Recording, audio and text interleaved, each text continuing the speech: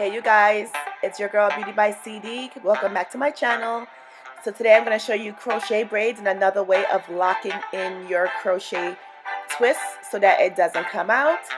The items you'll need is a latch hook, 3 to 5 packs of Shake and Go FREETRESS braid hair, and this is the deep twist in 22 inches, and I'm going to cut it in half. I want you guys to stay tuned so you can see the rest of this video.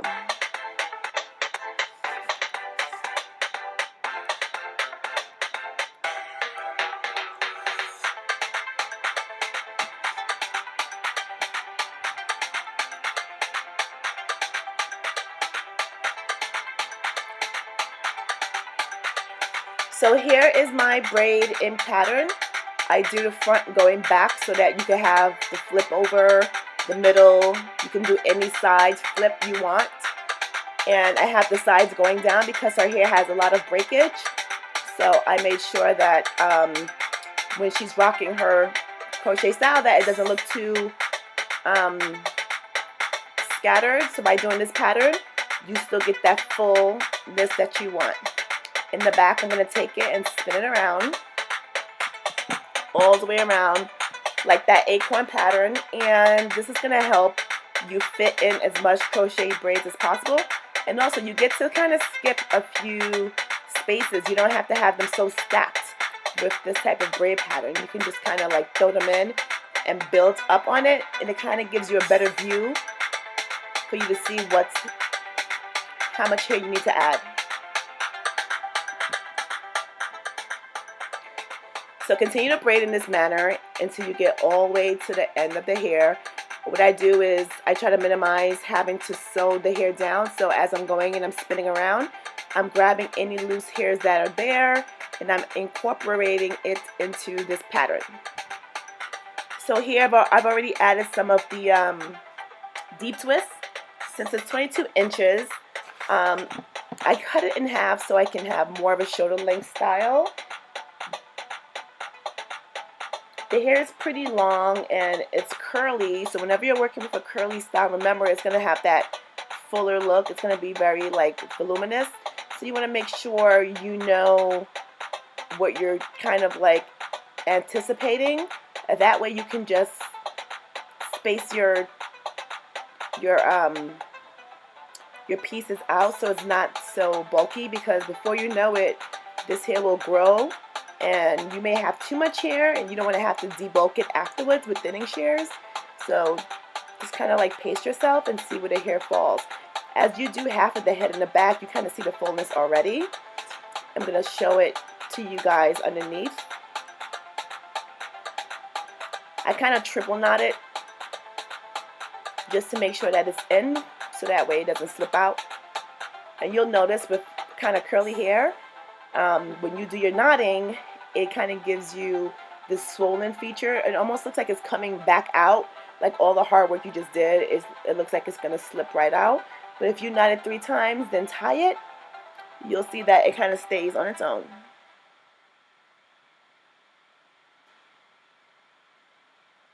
So you guys want to continue and keep going up.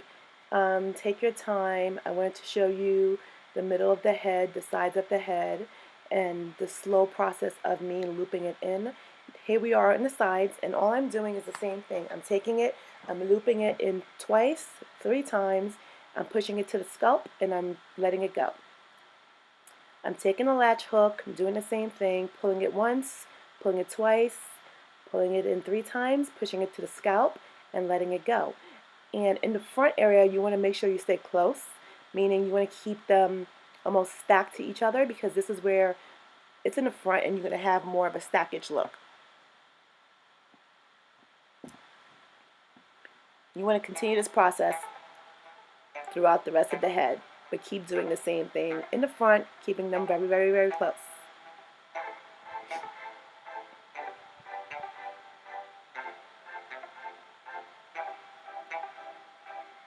So pull it through, twist, once, twice, 3 times, push it to the scalp. And you want to kind of lift them up and check it out. Make sure it's kind of like doing what it's supposed to do. and you move up along the braid. Try to stick to one braid at a time, like don't skip all over the place, so that way you can see how much hair you're adding in.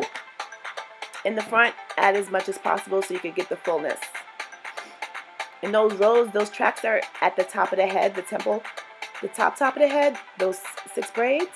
Those are the braids that are going to give you your versatility. So you want to make sure you get ready for those and keep them as neat as possible.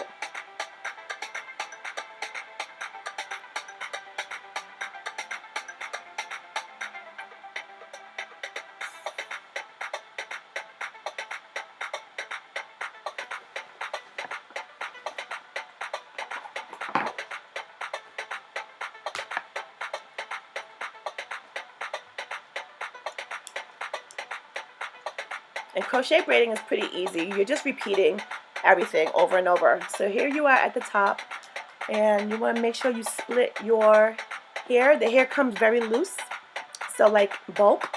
No tracks are added, so you don't have to cut anything off.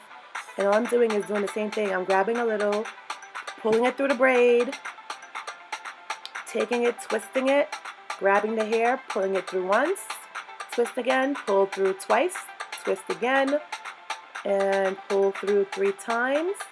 And at this point, I'm going to push it down to the scalp. I'm going to take a piece of the whole, a small slither of hair. I'm going to take it, make a knot around the whole piece, make a second knot. This will help it from unraveling and from slipping. As you can see, it'll stay in place just like that. And that's kind of what you want. You don't want them to slip. You don't want them to like get swollen and look like they're gonna, you know, come apart. It wastes your time, especially in the front where everyone can see. You want to make sure you're meticulous about this, these steps. So you're gonna repeat it. Just grab a piece of the hair, pull it through, twist. First time, pull it through, twist. The second time, pull it through. The third time, push the knot down. Like make sure it's all the way down, and you fill that knot. Grab the hole, make a little slither of hair, parting, pull it, and then you're gonna make a loop and pull that through 1 time, pull it through 2 times. You can pull it through 3 times if you want, if you feel like your knot is not secure, but 2 times seems to be okay.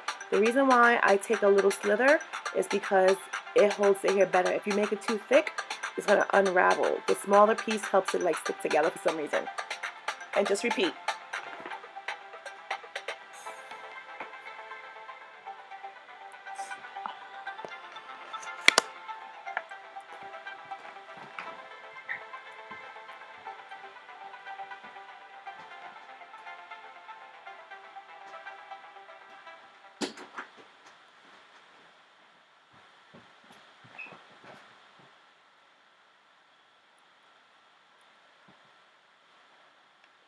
So we're still at the top, and all I'm doing is making sure that I take small pieces and I repeat the same steps over and over. Twist and pull, twist and pull, twist and pull, then knot it off. This took me about, I would say 2 or 3 hours because I was videoing it, but generally it takes about 2 hours. It can take 3 hours depending on what you're doing. And also, I use only 3 packs of hair, so this probably saves you a lot more money than the Marley hair because you get more for your pack. Here in New York, this pack was about, I want to say it was about $7.99 or so.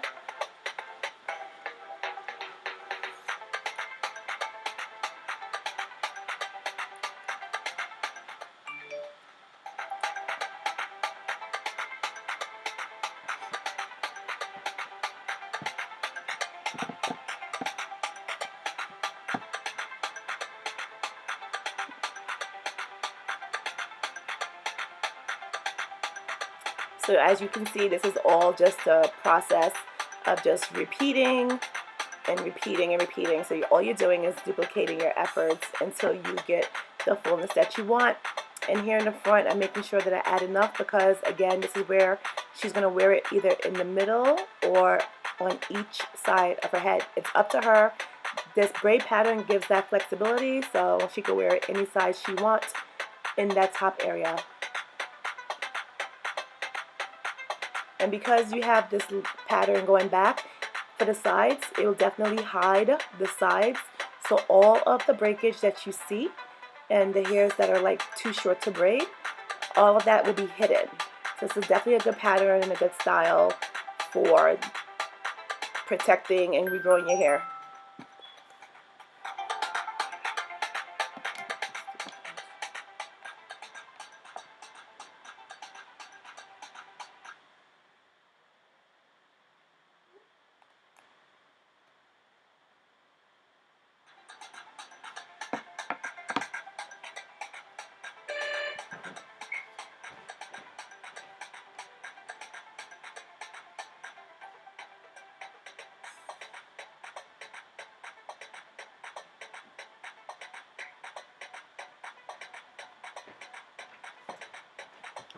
It's so low, oh my god.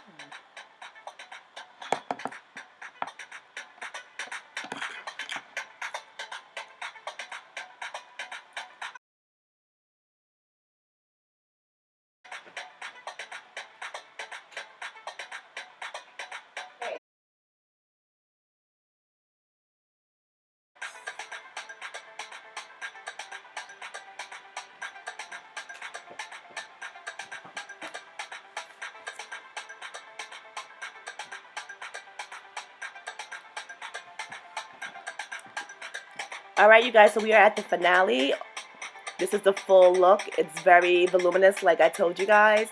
This is about a 12-inch hair up to her shoulder, very age appropriate. She can flip it any direction. I'm just cutting a few layers in it so that it has a lot of bounce and fullness, and that is it.